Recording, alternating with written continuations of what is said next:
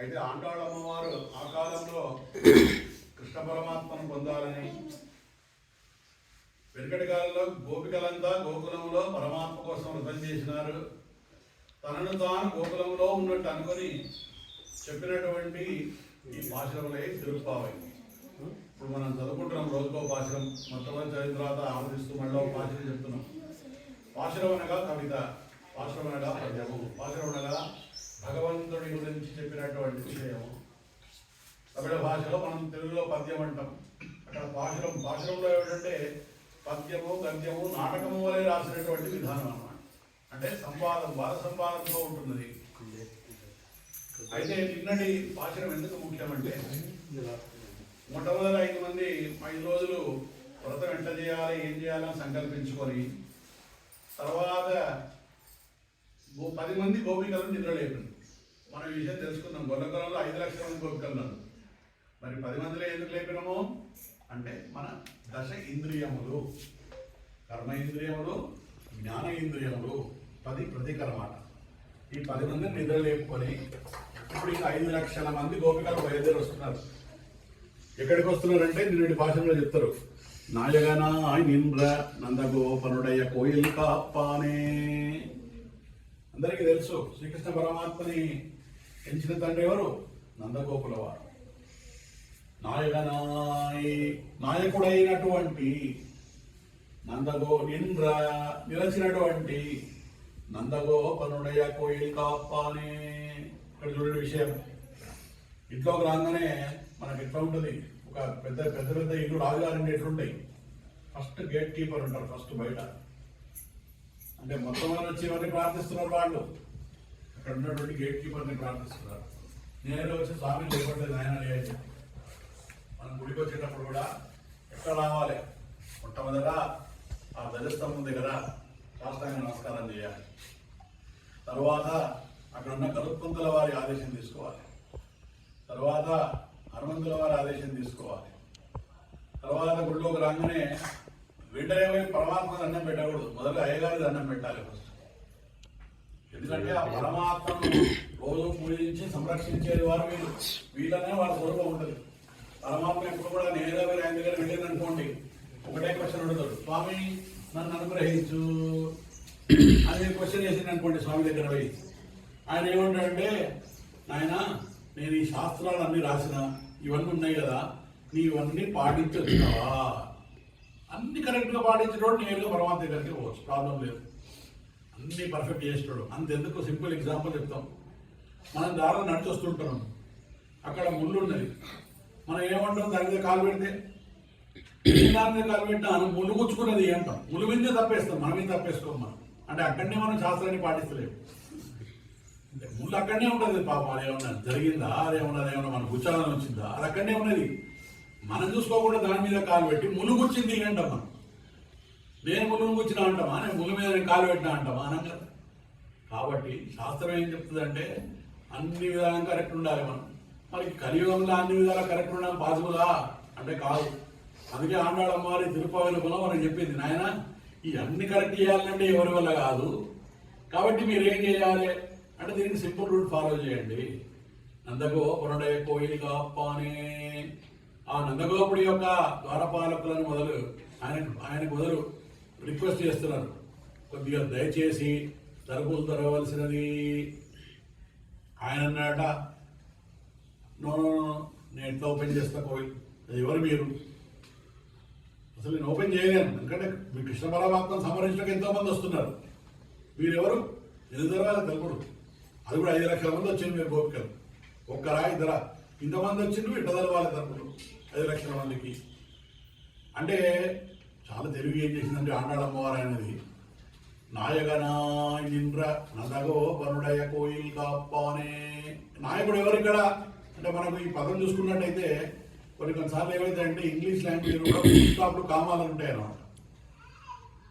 నాకు ఆరోగ్యం బాగలేదు, అన్నం తినలేకపోతున్నాను, డయేరియా వచ్చింది అంటే అన్నం తినలేకపోతే డయేరియా వచ్చిందా?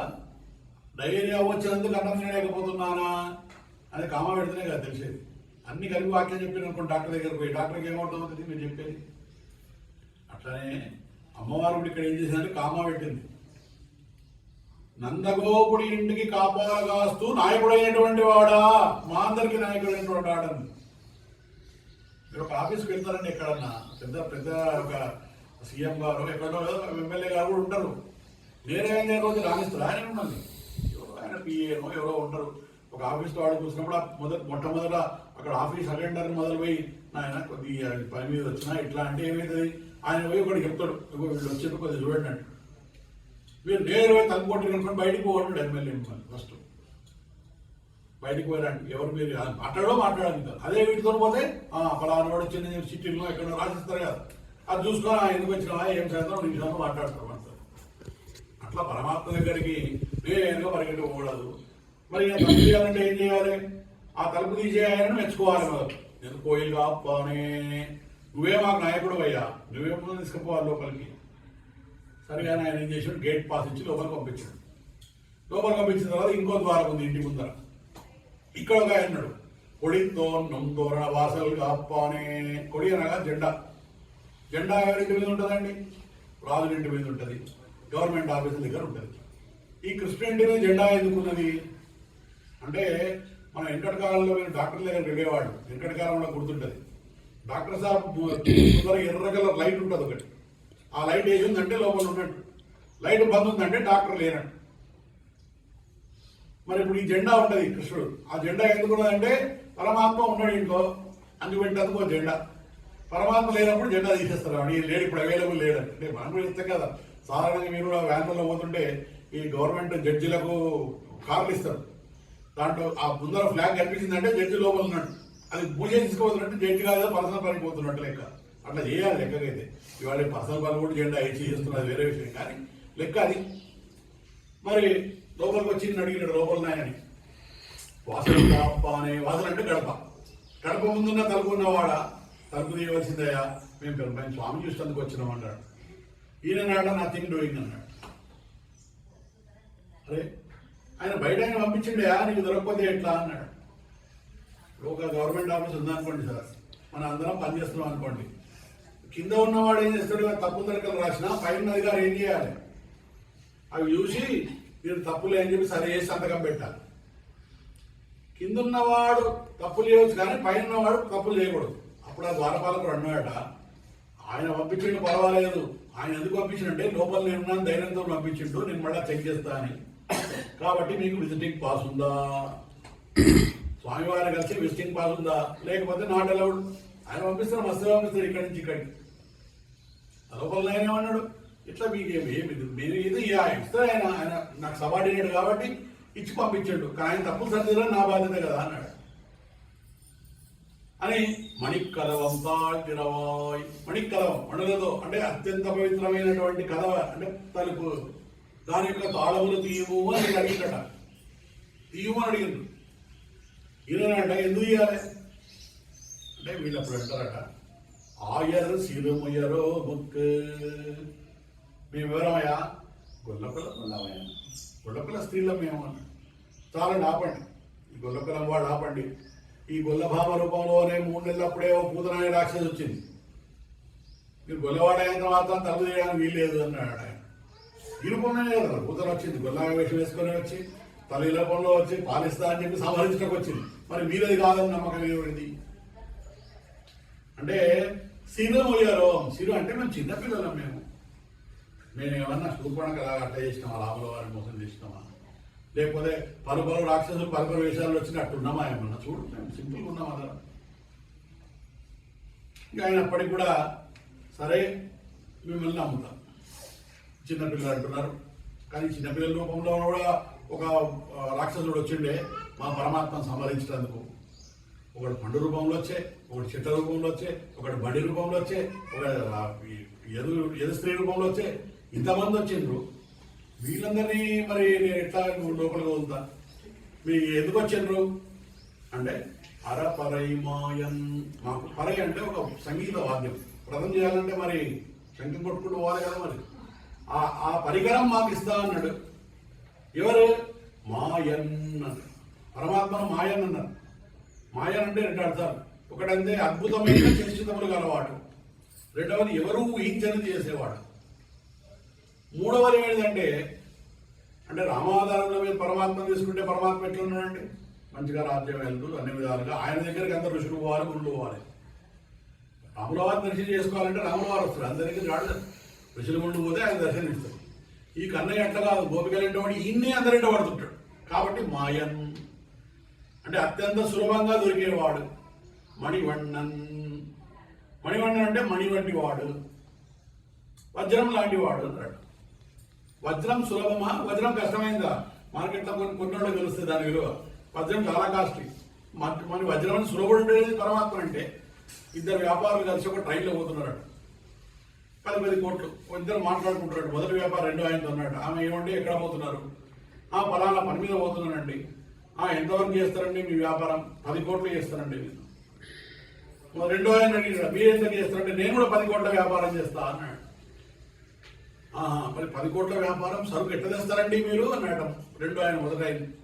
మొదటి ఆయన అన్నాడా, ఒక 100 లారీలు తెస్తా స్వామి సరుకు అన్నాడు. రెండో ఆయన అడిగిట, మీరు ఎట్లా చేస్తారు సరుకు అన్నాడు. ఈయన అన్నాడా, వచ్చినప్పుడు ఇదే ట్రైన్లు వస్తాయి అన్నాడు. అదేమిటిది? 10 కోట్ల వ్యాపారం, 10 కోట్ల సరుకు ట్రైన్లో తీసుకొస్తాడా? మనకేమో 100 లారీలు పట్టే. అంటే ఒకటి చేసేది ఉప్పు వ్యాపారం, ఇంకోటి చేసేది వజ్రాల వ్యాపారం. వజ్రం అంటే ఏమిటి? సులభంగా ఎట్లా పడితే ప్యాకెట్ పెట్టుకొని తీసుకుని వెళ్ళిపోవచ్చు. ఉప్పు తీసుకొస్తామా? అట్లా పరమాత్మ ఉప్పు వంటి వాడు కాదు, వజ్రం లాంటి వాడు, సులభంగా దొరికేవాడు. భక్తితో మనం కొలిస్తే మనందరికి ఎప్పుడు దొరికేవాడు పరమాత్మ. నిన్నలే వాయినేందాన్, ఆయన మాకు నిన్ననే మాటిచ్చి మమ్మల్ని రమ్మన్నాడు. ఓకే సరేనా, మరి మీరు ఏం చేస్తారు ఇప్పుడు? తుయోమాయి వందోహం తుయిలే పాడువాన్, పరమాత్మను నిద్రలేపి పాడడానికి వచ్చినమంటారు. ఇక్కడ 2 భాగాలు. పరమాత్మను నిద్రలేపి ఆయనకు సేవ చేయాలన్నా, పరమాత్మ నిద్ర లేచేంత వరకు ఆయనను ధ్యానిస్తూ ఆయన లేచిన తర్వాత మనం ఆయన నీరాజని చెప్పాలన్నా. ఇప్పుడు మనం చూస్తుంటాం, మనం అక్కడ తిరుమలలో చూస్తుంటాం చాలా చోట్ల. పరమాత్మను నిద్రనే మోనియారు.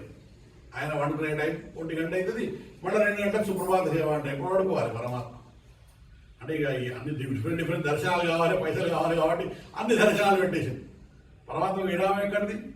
కాబట్టి పరమాత్మ నిద్రలేపు కాదు, పరమాత్మ లేచేంత వరకు ఆయనను చూస్తూ, ఆయన కోసం వేచి చూస్తూ, ఆయన లేచిన తర్వాత ఆయనకు మేము సుప్రభాతం పాడడానికి వచ్చాము అంటూ అనుకోవచ్చారు.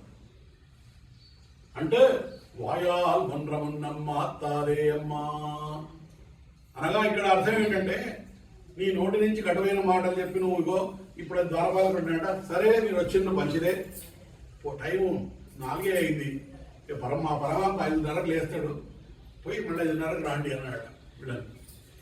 5:30కి మళ్ళీ రాండి, 4 అయింది ఇంకా లేవలేదు ఆయన, 5:30కి రాండి. వీళ్ళంటారట కాదు వాయా మున్నమ్మ తారే అమ్మా అనగా, ఇప్పుడు మీరున్నారనుకోండి, మీరు హైదరాబాద్లో మీకు సొంత మీకు చుట్టాలు ఇల్లు ఉంది. అర్ధరాత్రిలో 12:30కు బస్సు దిగిన మీరు ఎక్కడి నుంచో, ఆ 12:30కు చుట్టాలు ఇంటికి పోతారా? 10 సార్లు ఆలోచిస్తారు. ఎందుకు రాత్రులు పోయి ఎక్కడో బస్ స్టాండ్లో పడుకొని పొద్దున్న లేచి పోదామని అనుకుంటారు. అదే మీ సొంత ఇల్లు ఉంటే 2 గంటలనే ఇంటికి పోతారు. గోపికలు అంటున్నారట, ఇది మా చుట్టాలు ఇల్లు కాదు, ఇది మా ఇల్లు, మా కృష్ణుడు ఇల్లు అంటే మా ఇల్లు. మా ఇంటికి పొత్తుపళ్ళ పోయిన తర్వాత అంటూ మాటలు మారుస్తూ అది లెక్క కాదు, మా ఇల్లు ఇది. పరమాత్మనుడే మా ఇల్లు, పరమాత్మ చూడనే మేము, పరమాత్మదే మా ఇల్లు. అలా నీ నేసం ఎక్కదవం నీ కేవలం బావాయి. అటువంటి తలుపును తెరవలసింది.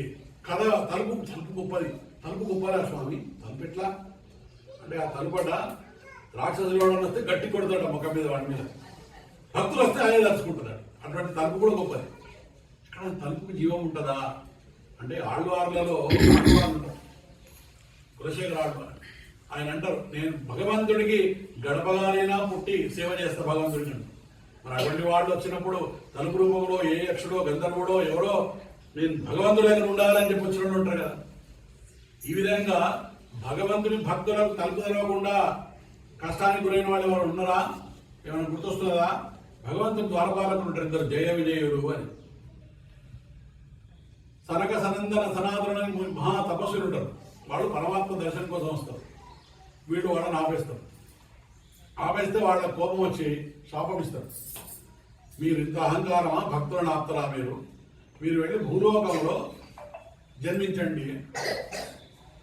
ఇంత లోపల శ్రీ పరమాత్మ లోపల నుంచి వస్తారు. రాగానే ఈ శాపం ఇచ్చిన వాడు పరమాత్మను ప్రార్థిస్తారు. అయ్యో స్వామి, మేము తప్పు చేసినాం, నిన్ను అడగకుండా శాపం ఇచ్చినాం ఈ ద్వారపాలకు అంటే పరమాత్మ అంటాడట, నా భక్తులకు అవరోధం కల్పిస్తే వాళ్ళు ఎవరైనా సరే ఎవరికైనా శాపం ఇవ్వచ్చు.